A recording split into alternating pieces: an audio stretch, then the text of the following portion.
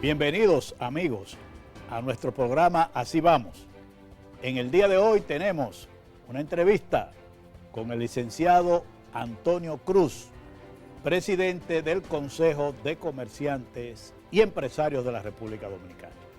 Con él vamos a tratar los temas de actualidad del comercio dominicano, los ajustes que se hicieron en el salario mínimo para el sector privado y otros temas de interés de la economía nacional.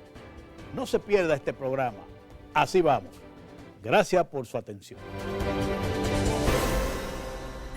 80 años de historia de superación y éxitos de nuestro banco determina que en esta etapa también estamos contigo, para que juntos pasemos la página y podamos escribir un nuevo capítulo lleno de fe y confianza en el futuro.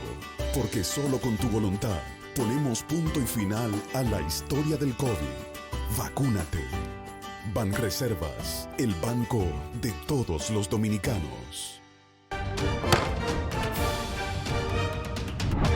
El presidente de la Cámara de Diputados, Alfredo Pacheco, destacó que en casi 11 meses de gestión han realizado unas 100 sesiones y aprobado importantes proyectos en pro del desarrollo del país. Entre ellos, el Código Penal, el de Residuos Sólidos y el que crea el Ministerio de la Vivienda. Los diputados condenaron mediante resolución el asesinato del presidente de Haití, Jovenel Moïse. Cerca de 50 comisiones trabajaron los últimos días, entre ellas la de Seguridad Social y bicameral del mismo concepto ha escuchado más de un 90% de opiniones sobre la modificación de la ley que crea el sistema de seguridad social, mientras el ministro de Agricultura, Limber Cruz, acudió a la Comisión de Hacienda, donde urgió aprobar un contrato de préstamo por $50 millones que serían destinados a la innovación agropecuaria. Cámara de Diputados de la República Dominicana.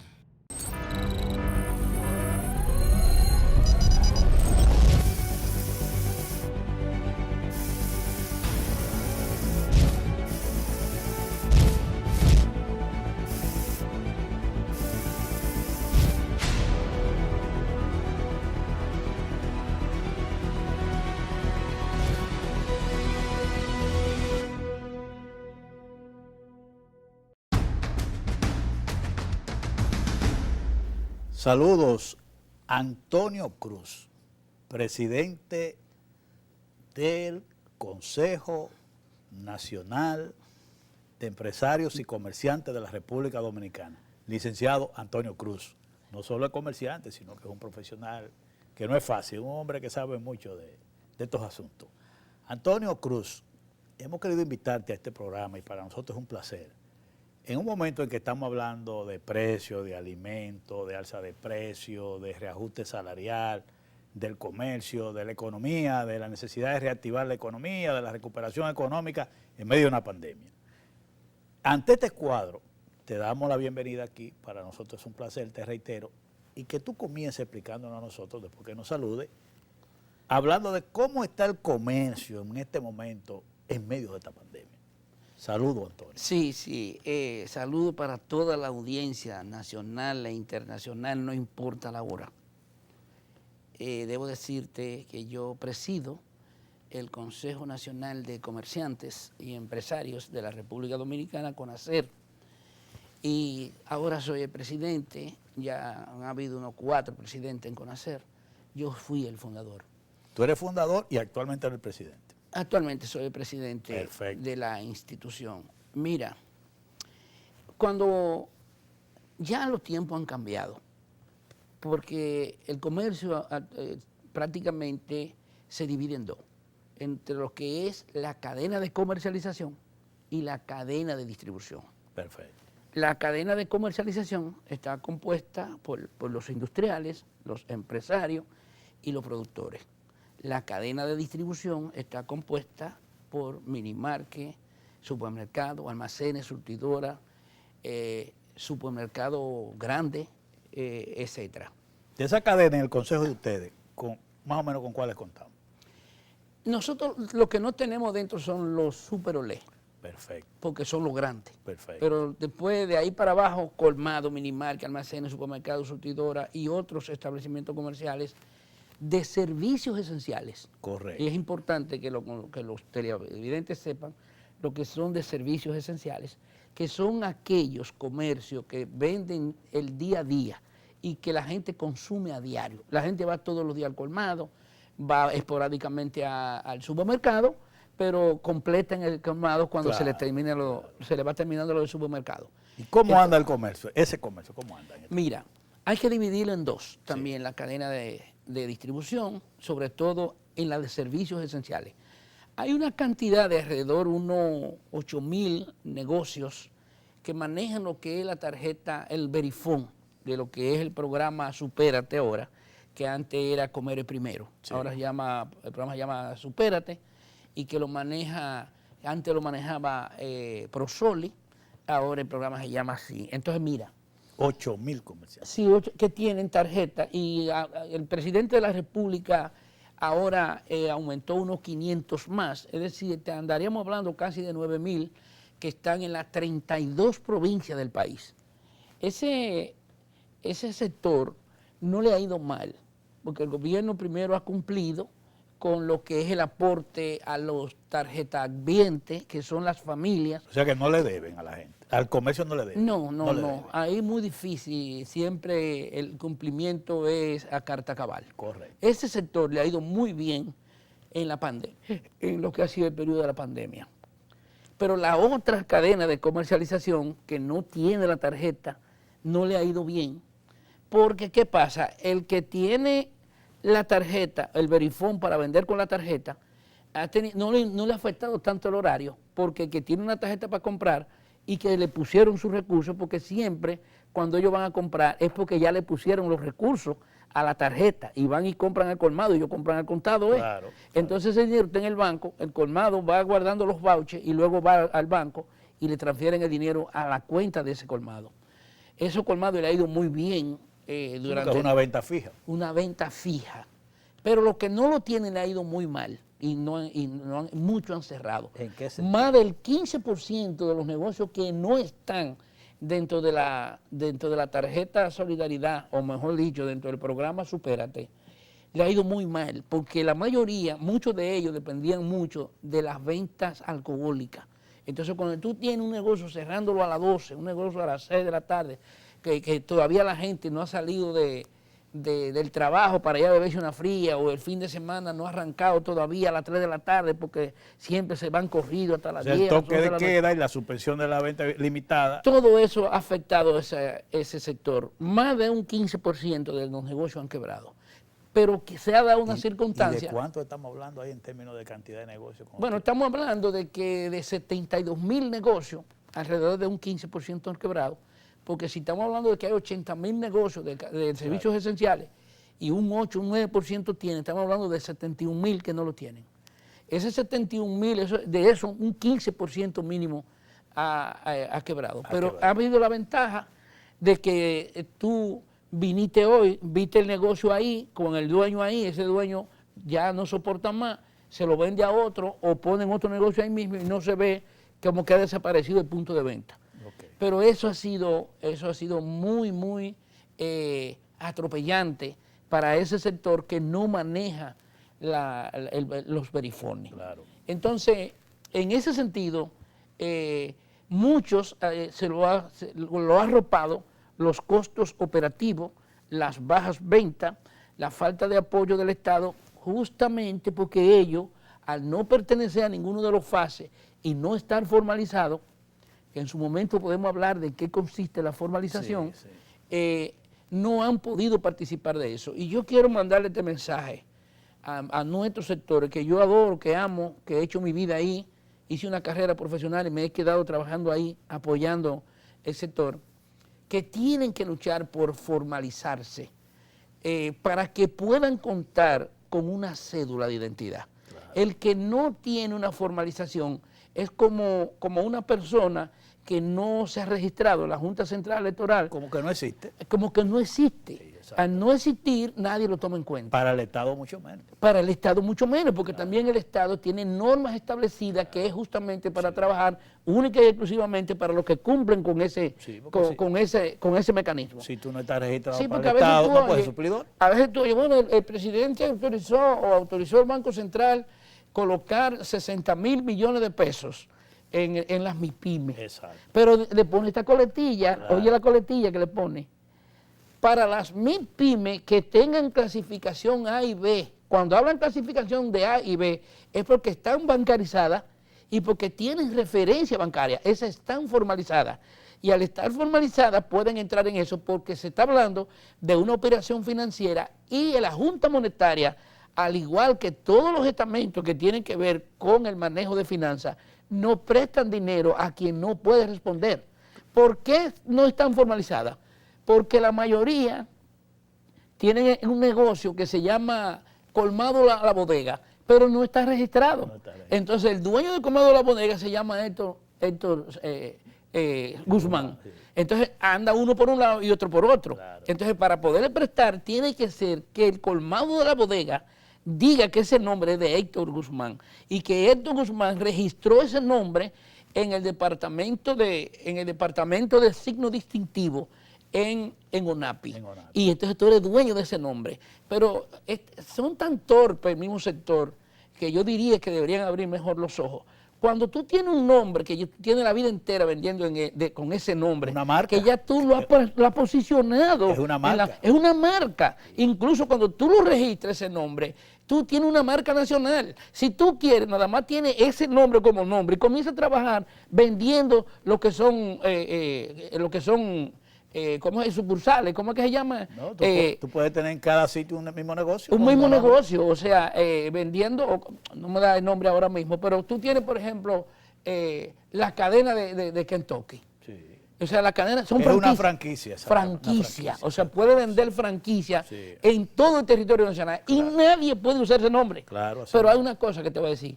Tú puedes negociar con ese nombre, tú puedes conseguir préstamos bancarios en los bancos, tú puedes convertir ese nombre en desarrollarlo como nombre y como marca, Sí. y eso te va a ayudar a ti Porque a también, desarrollarte. también tú sabes qué pasa, Antonio, y eso es bueno que los miembros de tu organización lo sepan, es que el gobierno o el Estado, si tú no contribuyes, no te puede ayudar, no te puede prestar. No, porque que tú no figuras en ninguna No parte. figura ¿Tú en sabes lo ningún que lado. pasa cuando se está hablando de prestar 60.000 millones de pesos Eh. para las MIPYME? Eh. Que muchas de las grandes, de las que son empresas grandes, abren negocios pequeños, formalizados, Para poder accesar a esos eso. fondos. Pero si no, hay algunas que tienen préstamos con un nivel de tasa de interés más alta y tienen 3 y 4 préstamos. Entonces lo que hace es que consolidan deuda. Y como están clasificadas A o B, lo único que tienen que hacer es calcular cuánto deben en el banco y van al Banco Central o al Banco de Reserva, que es el que le entrega, y cogen un préstamo por ese monto y suman todos esos préstamos en uno solo. Y préstamos que son prestados a un 18, a un 20%, lo traen a préstamos de un 8 o un 10% porque están formalizadas. Ahora, si no están formalizadas, no le prestan dinero. Bueno, entonces la formalización es una necesidad. Y de eso yo le hablé al presidente de la República cuando nos reunimos el 21/6 del mes pasado. Pues déjame decirte que tú esto estás diciendo que al comercio en medio de esta situación, a ese comercio que está registrado, vamos a decir, que está trabajando con el gobierno a través de los programas sociales, le ha ido bien. Al que no está ahí, que no está ni siquiera formalizado, no le ha ido bien. No le ha ido bien. Y tiene esa situación por delante. Pero tú dijiste que fuiste donde el presidente y hablaste de ese tema. Vamos a hacer una pausa con el permiso tuyo y vamos a venir sobre ese tema que tú participaste del diálogo que convocó el presidente para El 21 de junio. y que es para que todos los sectores puedan aportar ideas de cómo enfrentar la salsa de precios en los productos de la canasta familiar y otros productos que no son de la canasta familiar. Vamos a pausar y hablamos de esa participación tuya en ese diálogo. Pausamos.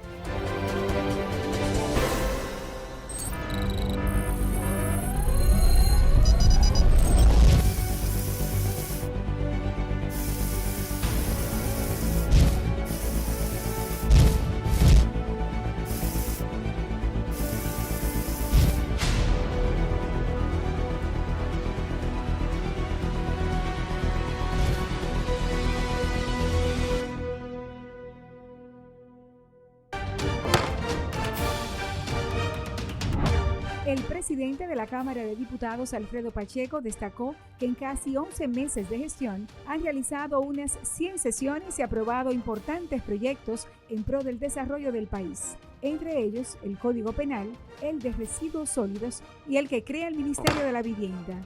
Los diputados condenaron mediante resolución el asesinato del presidente de Haití, Jovenel Moïse. Cerca de 50 comisiones trabajaron los últimos días, entre ellas la de Seguridad Social y bicameral del mismo concepto ha escuchado más de un 90% de opiniones sobre la modificación de la ley que crea el sistema de seguridad social, mientras el ministro de Agricultura, Limber Cruz, acudió a la Comisión de Hacienda, donde urgió a aprobar un contrato de préstamo por $50 millones que serían destinados a la innovación agropecuaria. Cámara de Diputados de la República Dominicana. En Banreservas apoyamos la voluntad de quienes generan cambios para escribir nuevas historias. Por eso en 1979 nace el voluntariado Banreservas, que realiza acciones de sostenibilidad y solidaridad que mejoran la calidad de vida de miles de familias vulnerables, llevándoles dignidad y esperanza. Banreservas, 80 años siendo el banco de todos los dominicanos.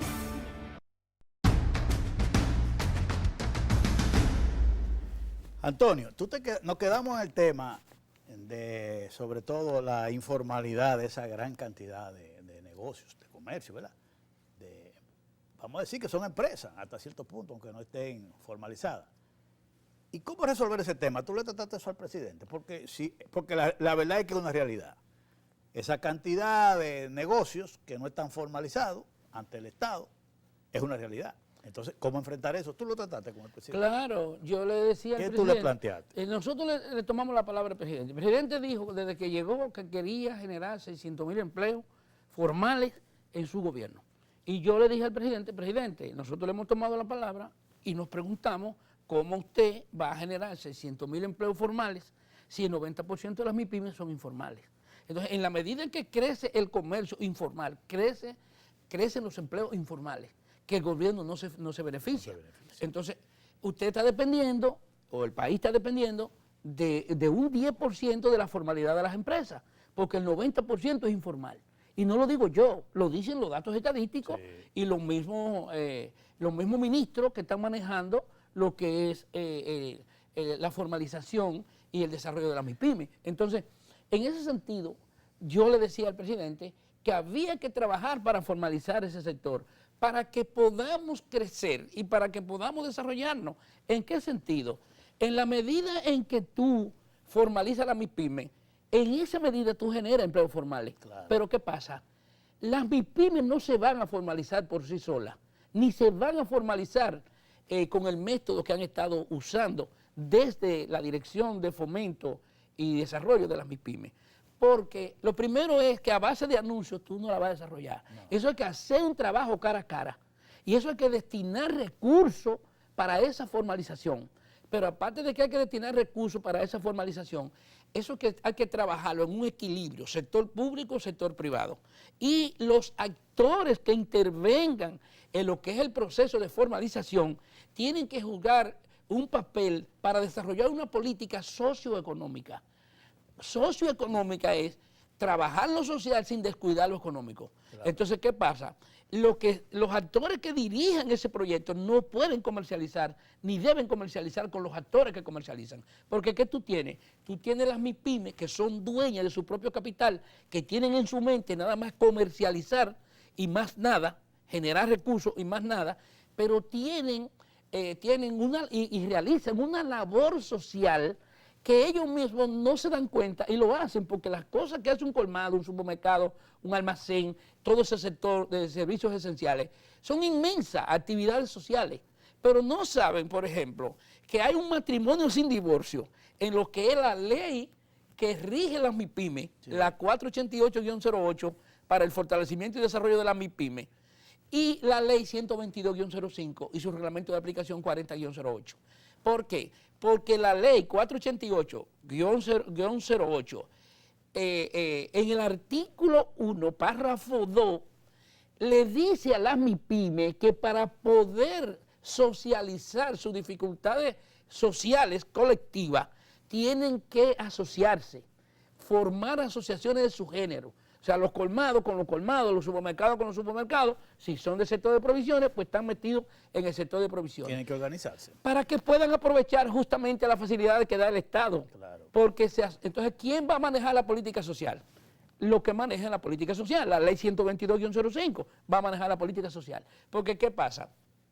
Tú dices, yo tengo 20 socios, pero tú tienes socios afiliados, tú tienes socios que te da capacidad y calidad para tú decir que tú lo diriges, si tú no has implementado la ley. Exacto. O sea, para yo decir que te voy a defender a ti, porque yo tengo que prepararme para defenderte de lo peor. O sea, porque para yo poderte defender en un tribunal, tiene que haber un vínculo entre tú y yo. Tú que eres, yo que soy la ONG, y tú que eres el socio. ¿Cuál es ese vínculo? O sea, que tú hayas delegado en nosotros, a través de un documento escrito, con todos tus datos personales, La representación. la representación. De lo contrario, no, Claro, no puede. claro. Pero hay otra cosa. Las MIPYME manejan su capital de manera independiente y son dueños de su capital. Ninguna federación de comerciantes se puede meter en lo que es la actividad económica de la MIPYME. Ahora, puede sí orientarla, puede defenderla, puede representarla, puede gestionar servicios para ella, pero no comercializar con ella. Exacto. Dos cosas que tú tienes que ponerte a analizar. Adiós, si del 100% de las MIPYME, el 90% es informal, en una aula tú tienes 100 estudiantes, pasaron 10 y se quemaron 90. ¿Cuál es el problema? ¿Es de los estudiantes o del profesor? No, así que Del profesor. Totalmente. Entonces, ¿qué quiere decir eso? Que los estamentos del Estado que están para regir la formalización de la MIPYME han fallado. Han fallado, No han sin lugar a utilizado la política correcta para hacer Sin eso. lugar a dudas, porque esa informalidad es responsabilidad del Estado. Esa informalidad es responsabilidad del Estado y el único que pierde es el Estado. Y yo te pregunto a ti, ¿la misma MIPYME no califica ni siquiera para un seguro de régimen subsidiado? Porque no tienen, no están registradas. No existen. No existen. En términos legales. No tienen cédula. Claro, exacto. Entonces, ¿qué pasa? ¿Qué pasa con eso? Como decían antes, el que no tenía sed que era un muerto vivo. El que no tiene cédula es un muerto vivo. Esto pasa con él. Entonces, ¿qué pasa? Que eso a quien más daño le hace es al Estado. Pero el Estado va a tener que invertir. Ahora, CONACER le dijo, el presidente dijo ¿Qué que... ustedes le plantearon? El presidente dijo que quería trabajar con nosotros. No, el planteamiento se hizo después de ahí, porque ya le mandé una diapositiva con los primeros pasos que hay que dar para comenzar el proceso de la formalización y el proceso de organización. Y tiene que comenzar organizando la casa. Cuando digo organizando la casa, si las federaciones, si las MIPYME están siendo dirigidas por el Ministerio de Industria, Comercio y MIPYME, lo primero es que el Ministerio de Industria, Comercio y MIPYME tiene que elaborar política dirigida a la formalización. No es dejarla porque yo tengo una página que se llama Formalízate. Porque perfecto, ¿quiénes se van a formalizar? Es que el Estado tiene que ver que Esa se va a página beneficiar de eso. Que se va a beneficiar de eso. Que es una inversión. Es una inversión que tiene que Estoy de hacer. acuerdo. Esa página nada más le sirve a los mismos que están formalizados, porque los que están formalizados tienen conciencia de la formalización. Pero el que no está formalizado no tiene conciencia de la formalización y no visita esa página. Yo no sé si me entiendes. Claro, claro. No visita esa página, no se formaliza. Pero además Entonces, es que tú estás hablando de un elemento importante. Si el 90% de todo ese comercio que estamos hablando es informal, pero existe. Pero existe. En la práctica existe. Entonces, el gobierno o el Estado que se va a beneficiar de eso es el que debe procurar que todo ese comercio entre en la formalidad. Claro, pero nosotros le decimos al presidente, primero vamos a hacer un programa elaborado donde se cree un equipo de equilibrio, un equipo del Estado con un equipo del sector privado. Correcto. Pero un equipo de técnicos, no de presidentes de federaciones, no, esos son parte de los actores que tenemos que trabajar para educarlos. Claro. Entonces, ¿qué pasa? Y tú no sabes que la mayoría de las federaciones se manejan como SRL. ¿Por qué se manejan como SRL? Porque ellos han constituido una federación, primero una asociación de comerciantes, y esa asociación la han constituido por una necesidad circunstancial del momento. Perfecto. No tenemos arroz. Y se juntan para resolver el problema del arroz. Después que todos tienen arroz, están peleando por el arroz. Exacto. Y entonces, ¿quién se queda con el arroz? El que más compra, el que tiene más capacidad de compra. Entonces dejan a un lado lo social, que es lo que lo une. Y entonces tienen que buscar un punto de equilibrio de quién sea que maneje el arroz para que lo distribuya de manera equitativa. Entre los miembros. Dentro de los miembros. Entonces, por ello decía, no podemos comercializar con ellos. No, tenemos que ser gestores de ellos. Entonces nosotros tenemos que tener una comisión que maneje lo que es los programas de venta, lo que son los programas sociales, lo que son los programas de gestionar el financiamiento, y trabajo educativo y todo eso, pero sin comercializar con ellos. Porque entonces si comercializamos con ellos nos van a ver como su competencia. Entonces nosotros no podemos ser competidores de los mismos socios nuestros. Y esa es la gran realidad que existe. ¿Usted le plantearon entonces al presidente cómo enfrentar el tema? No, se lo estamos planteando. Incluso le estamos diciendo al presidente que nosotros como CONACER, si el proyecto se lleva 100 millones de pesos, CONACER le consigue más del 70%. No me diga. Claro, sin tener que ir a quitarle dinero a los socios. Y te voy a explicar por qué. Mira, pero es una ayuda grandísima. Espérate, la ley 11-92, que es el Código Tributario, el artículo 285 y 287 prevé lo que es la responsabilidad social empresarial. Pero aparte de eso, tú tienes el decreto 139-98, que eso fue del año 98, Balaguer que lo creó, y ese decreto es justamente para lo que son las deducciones admitidas de las empresas. Pero entonces tú tienes, por el Consejo de Seguridad de la ONU, tú tienes lo que es la ley ISO, o mejor dicho, la norma ISO 26000, que ratifica esa responsabilidad social y esas deducciones admitidas. ¿En qué consiste eso? Que el empresariado que genere 1.000 millones de pesos de beneficio para declarar de eso al impuesto sobre la renta, puede destinar un 5% de esos 1.000 millones de pesos para desarrollar esos proyectos de esas mismas instituciones que son sus canales de distribución. ¿Me entiendes lo que te quiero decir? Para inversión en ellos mismos. Inversión en ellos mismos. Sí. Que entonces las mismas empresas, en vez de estarles reteniendo a ellos la declaración del impuesto, porque ellos pagan impuestos, los que no declaran. Exactamente. ¿Por qué tú nunca has visto que la Dirección General de Impuestos Internos ha comenzado una pesquisa para meterlos colmados presos porque no declaran? No, porque le ganan, ellos tienen beneficio con eso. Sí, entonces, cuando tú oyes decir que el CONE, cuando tú oyes decir que vamos a poner cualquiera, la Sociedad Industrial Dominicana, etcétera, está aportando 400 millones de pesos. Eso es deducible. A través de una ONG. Yo no sé si tú me entiendes. Claro que sí. Porque se lo descuentan. Sí, es deducible. Es deducible. Entonces, pero hay una cosa. La responsabilidad social empresarial es una norma que está establecida. Sí. Y sobre todo, es tan clara que dice que las empresas que apliquen con eficiencia la responsabilidad social empresarial tienen un mayor crecimiento. Primero, porque tienen hasta publicidad gratis, porque que tú le aportas algo, habla bien de ti. Aparte de eso, repercute dentro de la clase social más baja. La familia lo toman en cuenta porque también le dan mucha facilidad a los empleados. Tienen menos problemas en el manejo de los empleados y tienen cierto favoritismo en el manejo de la declaración de impuestos. Todas esas facilidades la tienen las empresas. Actualmente, solamente un 28% aplica responsabilidad social empresarial. El otro 72% no aplica responsabilidad social empresarial. Y esa parte el gobierno tiene que trabajarla con el sector. Y otra cosa, nosotros no estamos diciendo que CONACER no puede hacer eso solo. No, claro. CONACER tiene que formar un equipo de alto nivel donde participe un equipo económico que se encargue él mismo de gestionar a través de las empresas para que haya la aplicación correcta de la responsabilidad social empresarial. Y le estamos diciendo al presidente, son 100 millones que necesitamos, le vamos a formalizar, de las 90.000 le vamos a entregar 30.000 listas que costaron 100 millones. Yo no sé si me explico. Claro que sí. Ahora mismo nosotros le estamos entregando proyectos, porque yo quiero decirte esto, conocerme cualquier cosa. Espérate, antes que diga el proyecto, vamos a tener que hacer un cambio ahora por el tiempo. Claro. Vamos a hacer una pausa. Pausamos y seguimos ahí.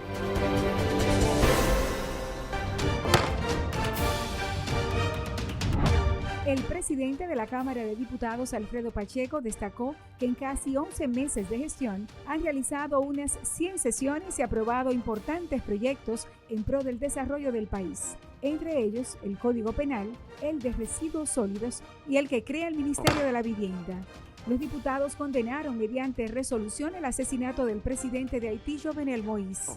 Cerca de 50 comisiones trabajaron los últimos días, entre ellas La de Seguridad Social y bicameral del mismo concepto ha escuchado más de un 90% de opiniones sobre la modificación de la ley que crea el sistema de seguridad social, mientras el ministro de Agricultura, Limber Cruz, acudió a la Comisión de Hacienda, donde urgió a aprobar un contrato de préstamo por $50 millones que serían destinados a la innovación agropecuaria. Cámara de Diputados de la República Dominicana.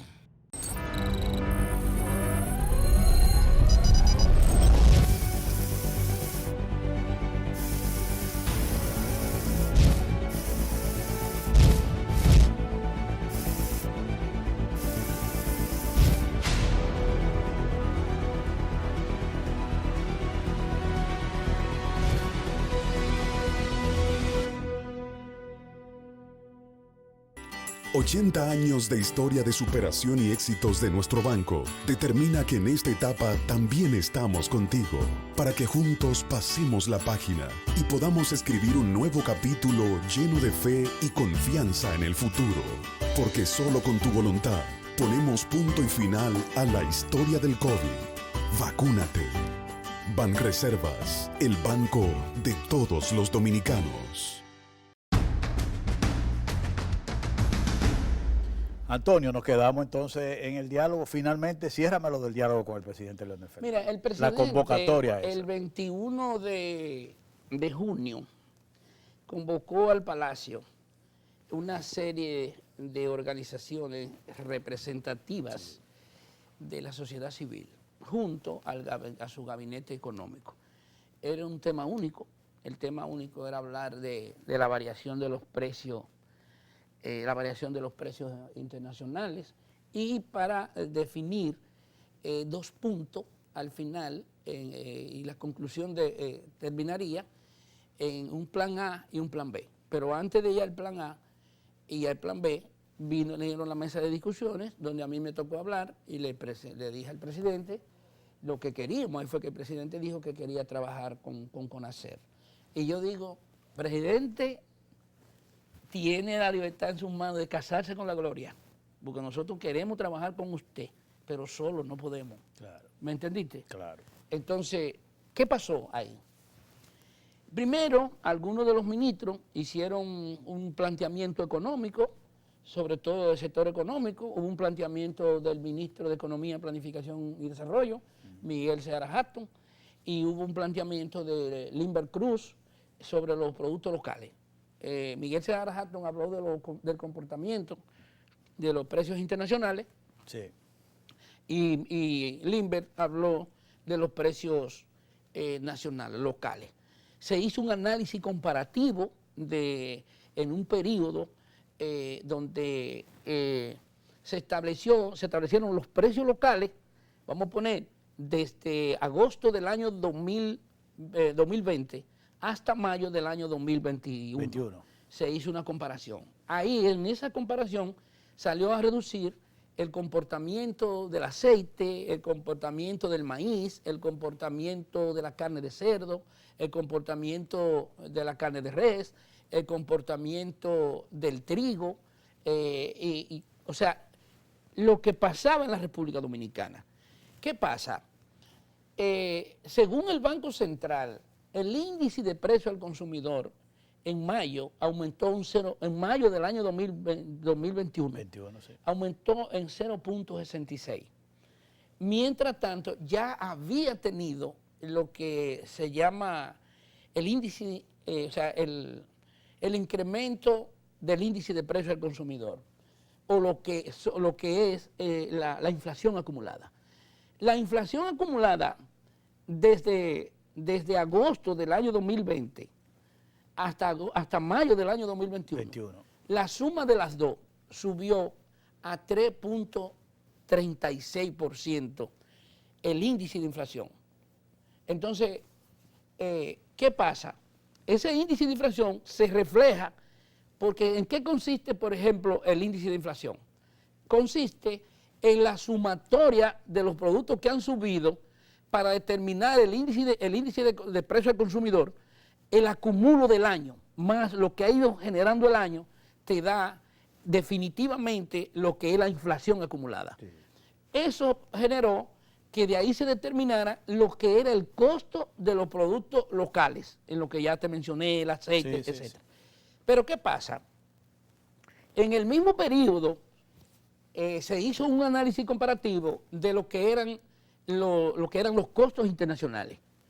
Ahí hablamos del índice de la materia prima, o sea, la materia, primero, 4 variables generaron lo que te voy a decir ahora.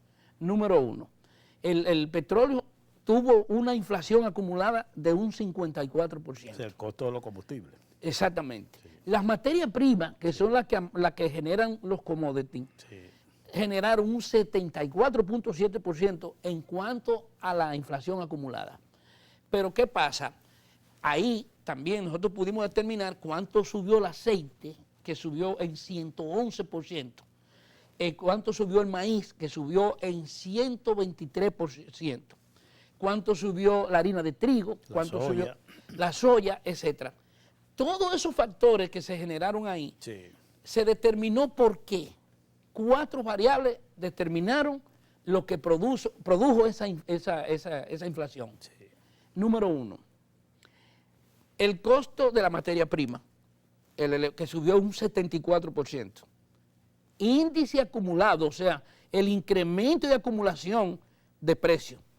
Entonces, por otro lado, tú tienes el problema del transporte, que se refleja en lo que son los fletes. Sí, ahora mismo un flete de China eso. Aquí ha subido más de un 100%, y de Estados Unidos y de otros países. Por otro lado, también aumentó considerablemente la demanda de consumo frente a una baja producción. O sea, al haber menos producción... Sí, porque con la pandemia se detuvieron. Se detuvo la producción y continuó el consumo. Claro. Esa es la tercera variable. Sí. Y la cuarta variable, la falta de inventario de reposición. Esas 4 variables generaron la inflación que te acabé de decir, por lo que se determinó que esa inflación era incontrolable por el gobierno, porque el gobierno no tiene dominio de los precios internacionales. Y se llegó a decir también que es transitoria. Sí, es transitoria. Tenemos que decir que es transitoria, porque también se está trabajando mucho con el proceso de la dolarización en los países, pero es transitoria. Sí, pues es posible que para enero, claro, es posible que cuando baje la pandemia regresemos nuevamente a las producciones normales, regresemos nuevamente al consumo normal, y eso conlleve a que esa inflación entonces, ante esa situación, el papel de ustedes ahí. Sí, pero de ahí se determinó que el presidente quería buscar solución al problema de los precios. Entonces, sí, te hablé del plan A y el plan B. Sí. Entonces, se tomó en cuenta un plan A, que era ver de qué manera se subsidiaban algunos productos en el mercado local para que esos precios bajaran. Pero hubieron empresarios que participaron ahí, que advirtieron que lo que más convenía era el plan B, que el plan B era subsidiar los productos, subsidiar los consumidores, no los productos. Y yo estuve de acuerdo que lo correcto era subsidiar, o sea, pero que fuera focalizado. Correcto. De manera de la persona que tenga la menor capacidad económica. ¿Por qué yo entendía y apoyé la moción? Porque el subsidio de productos conlleva y puede conllevar una inflación, sí, claro, y un desencadenamiento de la cadena de intermediación. Claro. Porque muchos iban a acaparar, se iban a crear cadenas de intermediación, mucho con mucha capacidad de compra. Esos productos subsidiados los iba a comprar en grande mayoría. Y además llega a mano del que no lo necesita. A mano del que no lo necesita. Claro. Entonces de ahí se determinó que el presidente subsidiara e hiciera un subsidio focalizado y no subsidiara los productos. Perfecto. Porque el subsidio de los productos encarecía los costos, porque se iban a crear cadenas de intermediación y se iban a crear mecanismos de acaparamiento. Siempre los subsidios generalizados traen esos problemas. Claro. Por eso hay que focalizarlo. Exactamente. Entonces ahí nosotros como CONACER apoyamos la medida, aparte de eso nos retiramos de ahí a deliberar para proponer lo que debía hacerse en la mesa, sí, y nosotros participamos en más de una mesa. Nosotros propusimos, en la propuesta que le hicimos al presidente de la República, le propusimos que se hiciera como tenemos identificado cuál es la fuente de dónde han habido los aumentos de productos y que el presidente no tiene dominio de ellos, entonces debemos irnos a una fuente donde haya una correlación en que el presidente, como no tiene responsabilidad de él, pero sí hay mecanismos que intervienen dentro de ese proceso, como es el caso de aduana. Claro. Entonces, están caros los fletes, están caros los impuestos en aduana, sí. el espacio físico de almacenar. Le sugerimos al presidente que revisara los impuestos de aduana, a ver cuáles impuestos el presidente podía suavizar, que se buscaran espacios físicos del Estado donde se pudieran almacenar los productos, que no fueran almacenes fiscales y que no se le subiera costo a esos productos y que hiciéramos un análisis comparativo del papel que juega la cadena de comercialización y la cadena de distribución. Entonces, ¿cuáles son? Por ejemplo, tú tienes los industriales, trabajar con los industriales para que le baje el costo a través de lo que ya yo dije de la aduana, sí. Lo que son los importadores en la misma condición, y el sector productivo que tiene la responsabilidad de comprar los insumos para la producción. Entonces también entrar en una flexibilidad en los impuestos de aduana. Y entonces buscar dónde almacenar eso que no tenga un costo de almacenamiento. Entonces, hacer un presupuesto de cuánto bajó el hecho de esa operación para que eso mismo se refleje en los productos que se van a consumir. En el consumidor. En la misma condición. Bueno, hemos terminado ya, Antonio, pero yo quería que sí, brevemente tú me digas de esta decisión de reajuste salarial del salario, vamos a decir, mínimo en el sector privado. ¿Cuál es tu opinión así rápidamente? Mira, de acuerdo a lo que fueron los aumentos salariales, el promedio da un 24% de aumento sin precedentes en los últimos años en la República Dominicana. Yo creo en que incluso está escalonado una parte ahora, a partir de mañana, de julio, 16, a partir de mañana, mes, y el otro a partir de julio 16, y lo otro para aplicarlo a partir de enero del año 2022. Sí. A mí me han preguntado que si yo creo que eso se puede cumplir. Yo he dicho que sí, creo que sí. Primero porque ahí estaban las máximas autoridades que debían tomar la decisión para eso. Lo que me preocupa es cómo se aplicó de acuerdo a la clasificación de las empresas, que tú sabes que tenemos la ley 488-08, que fue modificada por la ley 187-17, y donde entra la reclasificación de las empresas, donde tú tienes que una empresa, por lo menos con empleados de 1 a 10 empleados, debe vender mínimo 10 millones de pesos. Sí. ¿A ti te preocupa la reclasificación? Me preocupa la reclasificación porque no está estipulado en la misma proporción. Okay. O sea, porque está estipulado de una manera que alguien se va a afectar y alguien va a protestar, porque hay empresas pequeñas que no tienen 10 empleados y la van a clasificar como 10 empleados porque vendió 10 millones, 8 millones. ¿Me explico? Esas son las micro. Sí. Tú dices que las dos variables pueden ser en un momento que sean diferentes. Claro. Que uno venda y cumpla con la variable. No, porque hay un momento sí. que alguien tiene menos empleados y vende más. Sí, exacto. Entonces, al vender más, vamos a ponerla que tiene que vender hasta 54 millones, sí. Un ejemplo. Vendió los 54 millones, pero tiene menos de la cantidad de empleados. Sí, entonces, quien tiene la cantidad de empleados va a pagar más. Sí. El que tiene menos empleados va a pagar menos impuestos sí. que el que no lo tiene.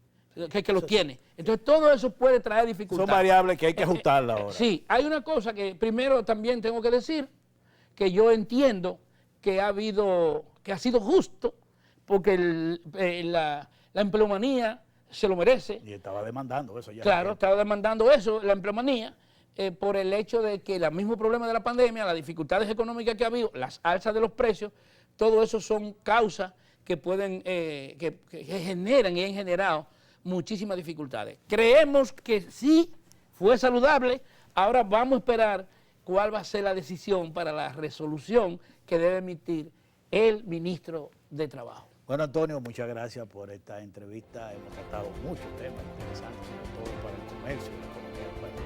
Te agradecemos que nos haya permitido conversar contigo sobre estos temas. Y en otro programa seguiremos porque tú eres muy conversador y hay muchos temas que tratar de todo. Bueno, yo aprendí contigo. Gracias a ti.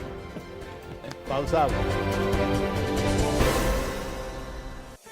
En Banreservas apoyamos la voluntad de quienes generan cambios para escribir nuevas historias. Por eso en 1979 nace el voluntariado Banreservas, que realiza acciones de sostenibilidad y solidaridad que mejoran la calidad de vida de miles de familias vulnerables, llevándoles dignidad y esperanza.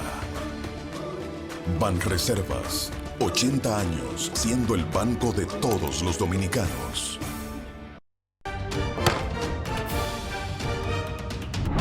El presidente de la Cámara de Diputados, Alfredo Pacheco, destacó que en casi 11 meses de gestión han realizado unas 100 sesiones y aprobado importantes proyectos en pro del desarrollo del país, entre ellos el Código Penal, el de Residuos Sólidos y el que crea el Ministerio de la Vivienda.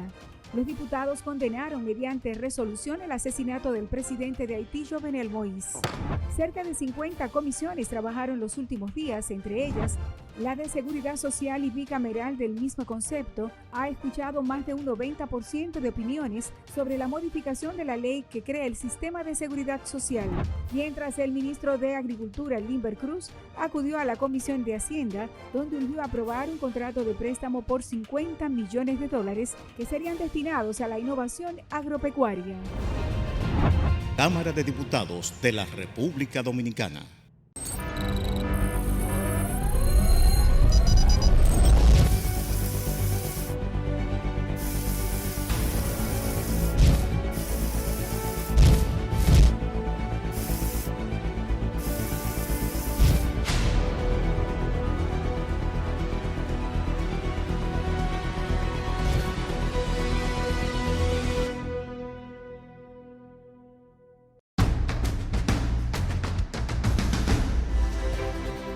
En el día de hoy queremos comentar de una visita que hicimos al municipio de Jánico, en la provincia de Santiago de los Caballeros.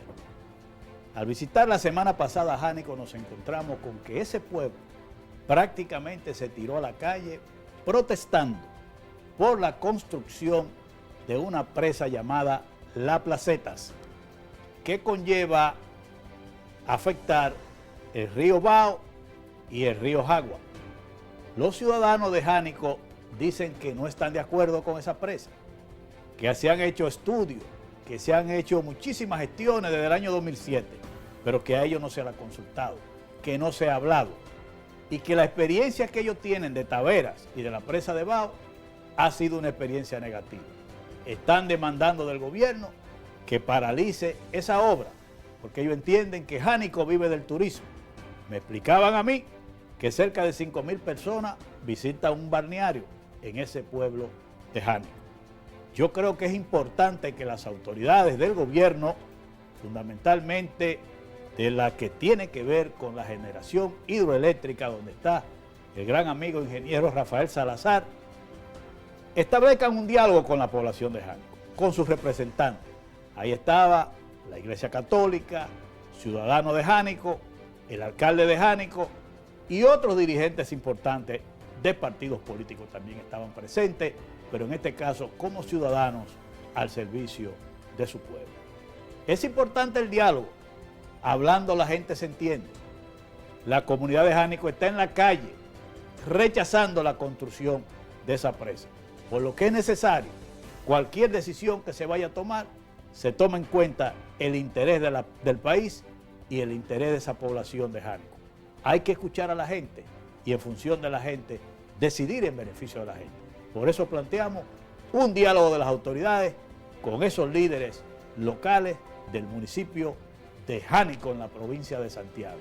La presa, si es necesario, tienen que convencerlo, tienen que comprometerlo.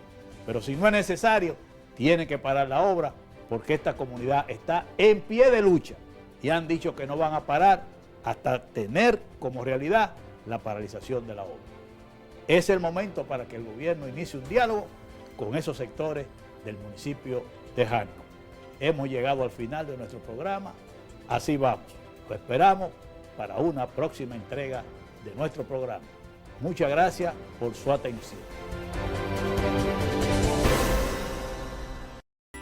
80 años de historia de superación y éxitos de nuestro banco determina que en esta etapa también estamos contigo, para que juntos pasemos la página y podamos escribir un nuevo capítulo lleno de fe y confianza en el futuro.